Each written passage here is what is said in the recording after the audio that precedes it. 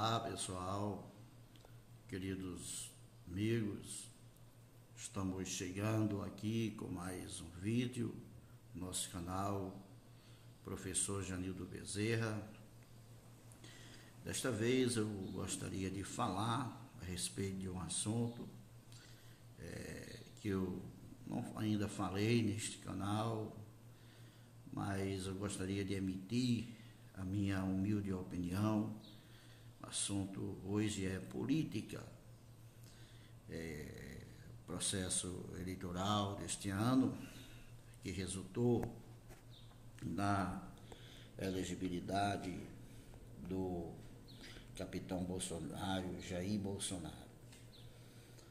Fazer uma reflexão em cima desta política, analisando alguns pontos, alguns aspectos no âmbito desta questão.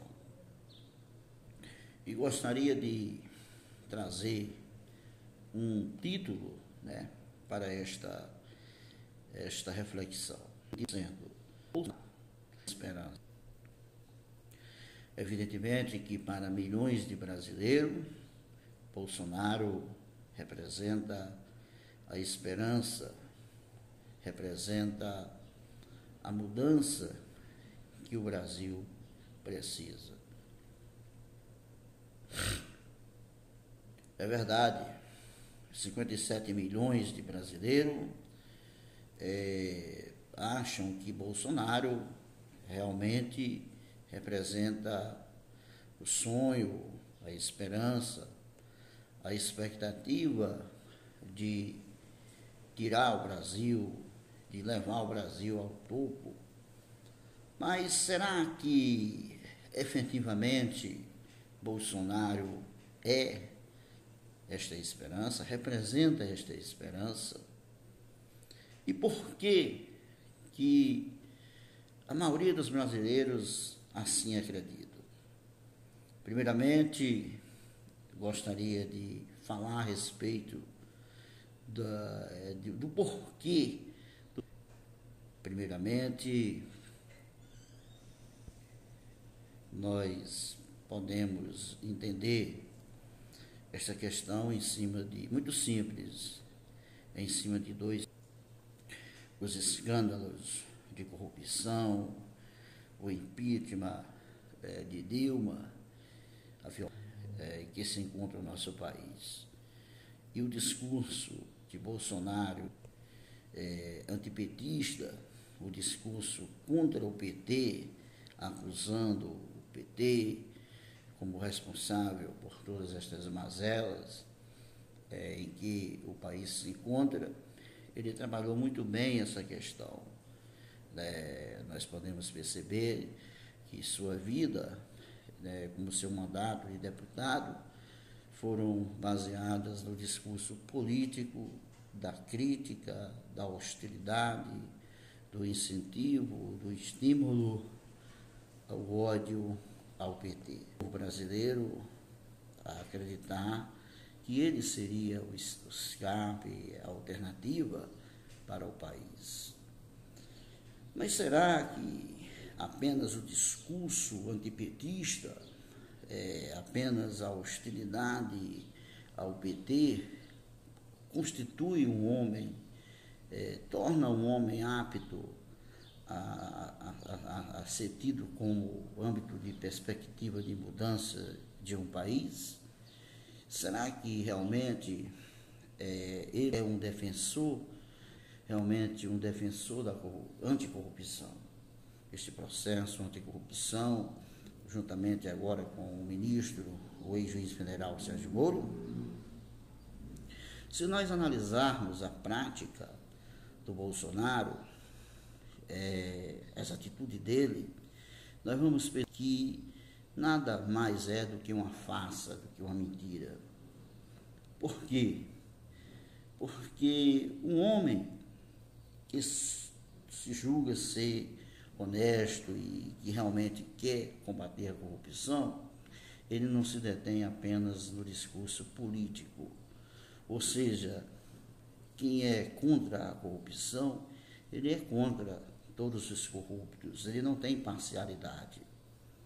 E o discurso do Bolsonaro, em termos de corrupção, foram direcionados única e exclusivamente ao PT, e especialmente e principalmente ao Lula, que era o seu principal adversário. Você pode observar que nós presenciamos vários políticos envolvidos em esquemas de corrupção e que não foram pelo Bolsonaro. Inclusive, o Michel Temer, né, o vice-presidente da Dilma, e que governou depois do impeachment da Dilma.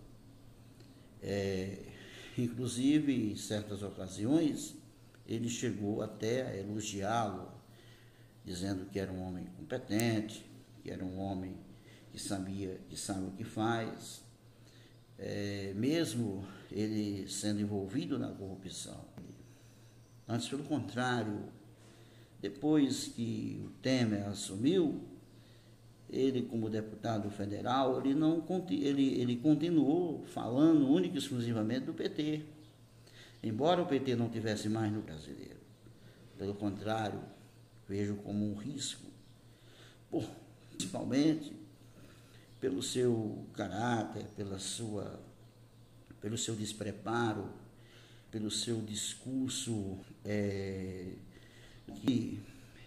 movido ao PT, no impeachment de Dilma, ele chegou a prestar, né?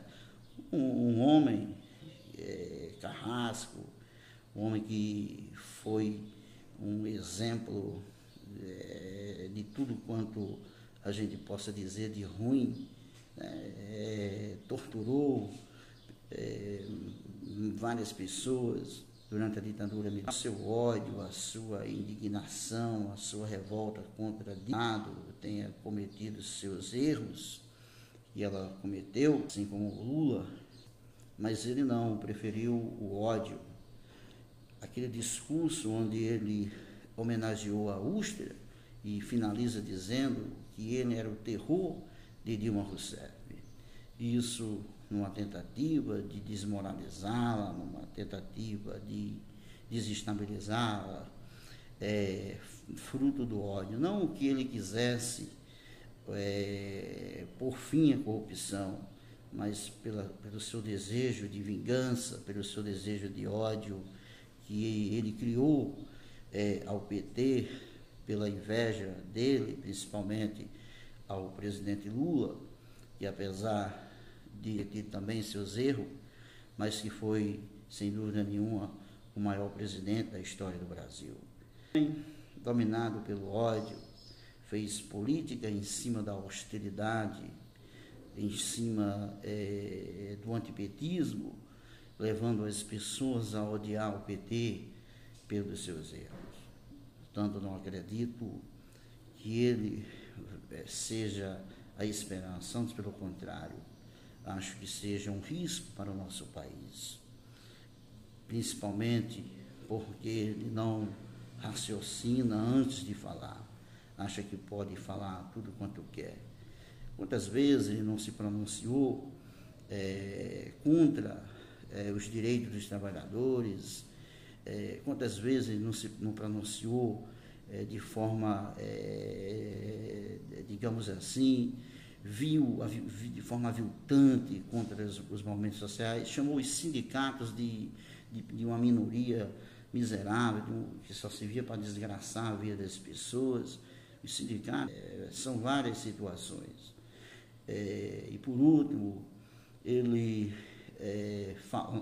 critica, fala aquilo que vem pela cabeça, e isso acaba ferindo as pessoas e acaba colocando em risco, muitas vezes, as pessoas. E suas atitudes poderão ser um risco para o país. Com relação ao terrorismo, por exemplo, quando ele, no caso, não deve ser contra país tal ou seja, com essa questão da religião, falando de nações, pode ser um risco para o Brasil, para atrair terrorista e atrair o ódio para o nosso país. E depois ele fala de união, né? É uma contradição. Se precisamos nos unir, é preciso unir a todos no propósito do amor. E com esse discurso de hostilidade, discurso de ódio, onde ele ofereceu capim aos eleitores de Lula, disse que ia metralhar, petralhada. É uma série de coisas que não dá para a gente confiar que isso possa ser a esperança do Brasil, mas sim um risco de grandes revoluções, de grandes revoltas, de terrorismo, de movimentos bruscos por todo este país. Tá? Com sua política neoliberal, com a sua política de armamento, fortalecimento dos mais ricos, corte dos direitos mais pobres. É um risco em todos os aspectos. Risco do terrorismo, risco de trazer aprofundar cada vez mais as desigualdades, a miséria, enfim, é um risco